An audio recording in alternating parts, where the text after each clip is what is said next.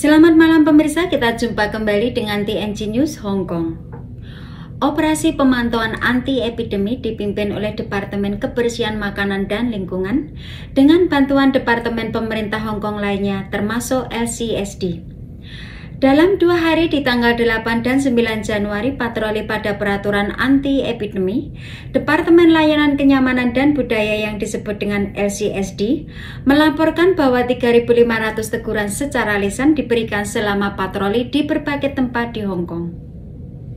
Dengan situasi wabah terkini, pemerintah sangat prihatin dan sangat menghimbau kepada semua sektor, termasuk para pekerja rumah tangga asing, dalam mengendalikan penyebaran virus tersebut.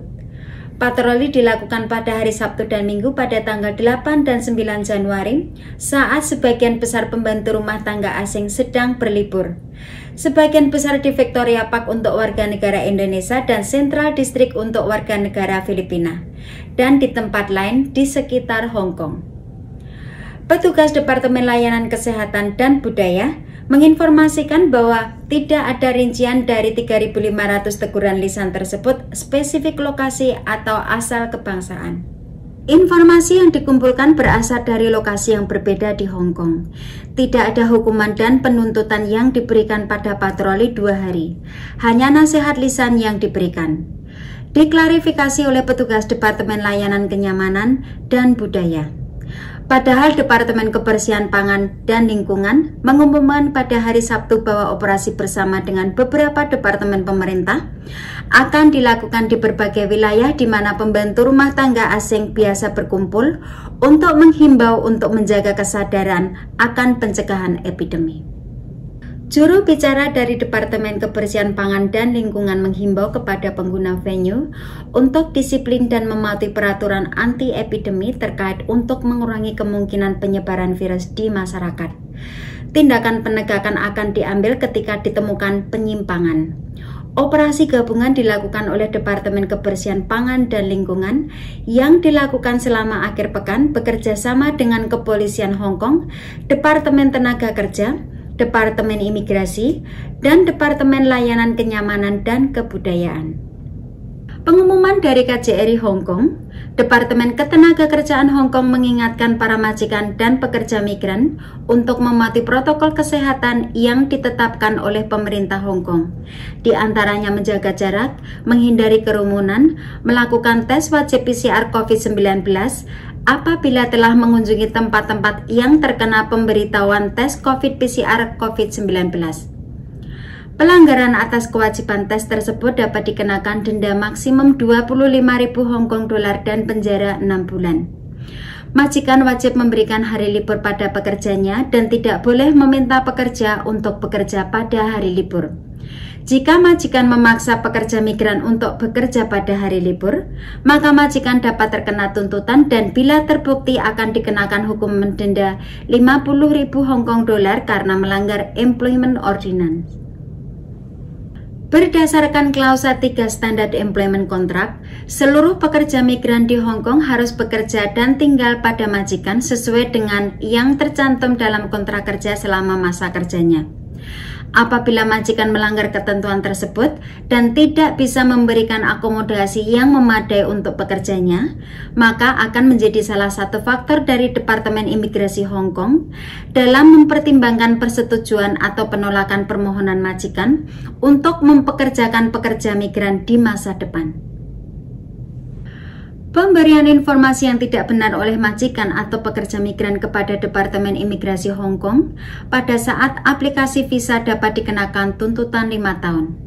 Seluruh penduduk Hong Kong termasuk pekerja migran dapat mengikuti program vaksinasi gratis yang disediakan oleh pemerintah Hong Kong melalui laman www.covidvaccine.gov.hk.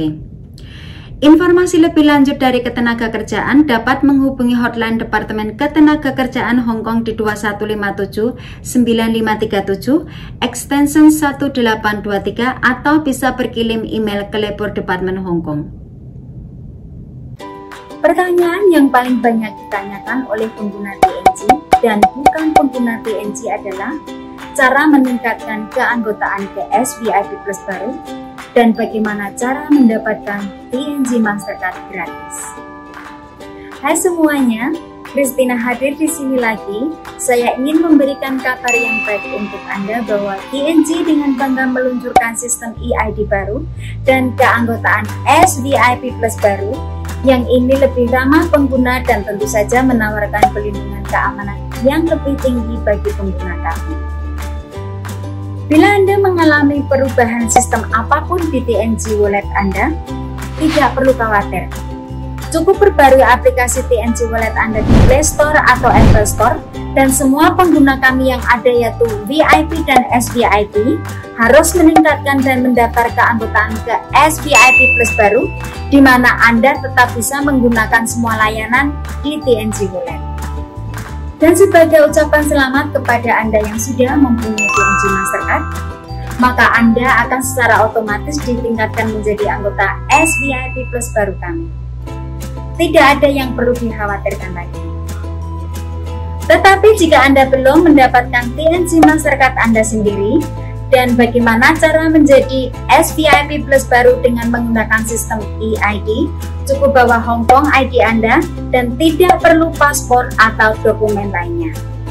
Datanglah ke kantor TNG kami setiap hari dari jam 9.30 pagi hingga jam 5.30 sore, atau datang di gerai aktivasi TNG kami setiap hari Sabtu atau Minggu untuk meningkatkan keanggotaan Anda menjadi anggota SVIP Plus baru secara instan. Ini akan memastikan bahwa Anda dapat terus menikmati layanan premium TNG, terutama layanan pengiriman uang global. Dan semua hadiah sedang menunggu Anda sekarang.